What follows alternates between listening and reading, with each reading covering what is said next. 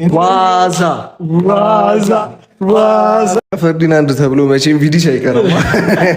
በከፋን ጊዜ ሰው ባጣን ጊዜ ሰው የሆነን ሰው ነው። እኔ ሁለት የማንቸስተር ደጋፊዎች አቀንቃኝ ደጋፊዎችን በግራ በኩል ሮቢ አበሻይ በቀኝ በኩል ደግሞ አቡዬ ነው ዛሬ ይዤላችሁ የመጣሁት። በድጋሚ የማንቸስተር ዩናይትድ የምን ጊዜ ምርጥ 11 ቤስት 11 ታወጡልኛላችሁ ማለት ነው። ከማን ልጀምር?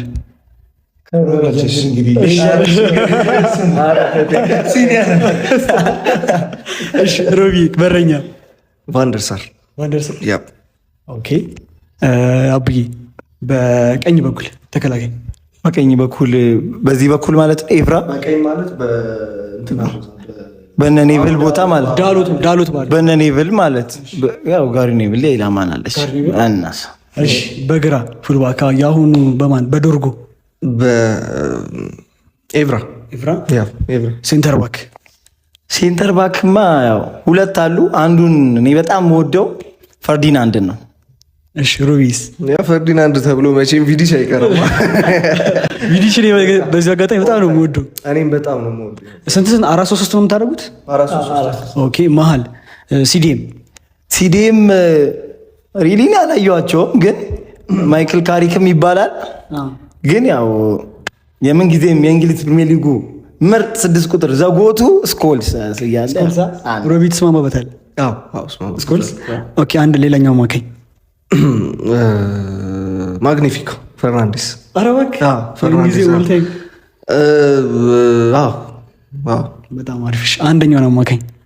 አንደኛው ያው እሱ ዝም ብለን ያው ዘማጂሽያን 13 ሚሊዮን ቅርጥጥ አርጎ የበላው ሪያን ጊግስ። ጊግስ መሀል ሆነ ይቻላል።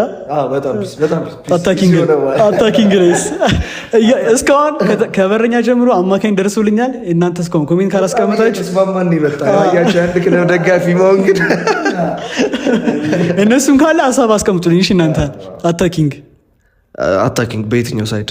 ኦኬ በሜሲ በተለምዶ ሜሲ በቀኝ ክንፍ በኩል ማለት ዊንገር፣ ቀኝ ዊንገር ማለት ቤካም አላየሁትም። እውነቱን ለመናገር እኔ ሲጫወት አላየሁትም። ሞር እሱን ግን ዩናይትድ ቤት እንዴት ነው በቀኝ ክንፍ በኩል ብዙ ልጠራቸው የምችላቸው ብዙ ሱፐርስታር ተጫዋቾች አልነበሩም እውነቱን ለመናገር።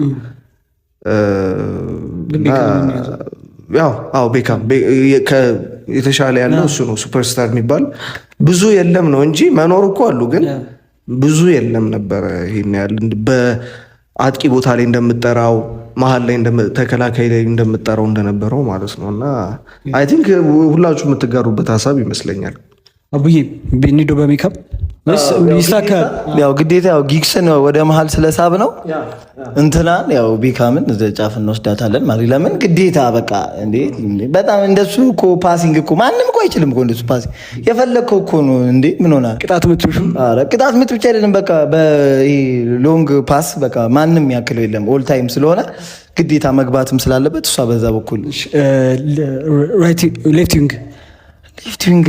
ሌፍት ዊንግ ማውን ይጠየቃል። እሺ ይጠየቃል። ጎቱ እያለ አሁን ስለ ሌፍት ይወራል። እሺ ክርስቲያኖ ያስቀጣል እኮ መጠየቁ ያስቀጣል እኮ እከሳለሁ። እንደውም እንዴ ክርስቲያኖ በቀኝ ዊንግ አደረግን ስትራይከር እንትን በሉትና 9 ቁጥር ጨራቃጢው ዋዛ መደገፌ ምክንያት ሩኒ ዋዛ ዋይኒ ማርክ ሩኒ አቡይ ኩላሊቴን እሰጠዋለሁ ለሩኒ እንዴ ምን ሆናል እንዴ? አንበሳችን ያለሱ ሰው አለ እንዴ? አንተ ምን ሆናል? የሚገርም ከማንቸስተር ዩናይትድ ከሮናልዶ ቀጥሎ እናንተ ተጫወቱ ያለፈ ተጫዋች ጥራቱ በጣም ወዶ ዋይኒ ማርክ ሩኒ በቃ ለቲም ይሞት ተጫዋች ነው። ሰፈር ውስጥ ሩኒ እያለ ሰው በቅጽል ስም የሚጠራኝ ሰው ስቲል ነው አለት። በጣም ነበር ድሮ ወደኝ የነበረው። ዩናይትድን መደገፍ የጀመርኩትም ሩኒ ምክንያት ነው እውነቱ ለመናገር እና በጣም ነው የምወደው። ዋዛ 9 ቁጥር ቦታ ላይ ሁሌ ማድረገው እሱ ነው። የአቡዬና የሮቢን ቤስት 11 የምን ጊዜ ምርጥ የማንቸስተር ዩናይትድ ቤስት ቁጭ ነው ያደርጋችሁት። እግዚአብሔርን ቁጭ ቤስት 11ን ሰምታችኋል። እናንተ ቤስት 11 ሬት አድርጉልኝ ከ10 እንዴት ነው ብላችሁ ታስባላችሁ? ሼር፣ ኮፒ ሊንክ፣ ሪፖስት ማድረግ እንዳይተረሳ።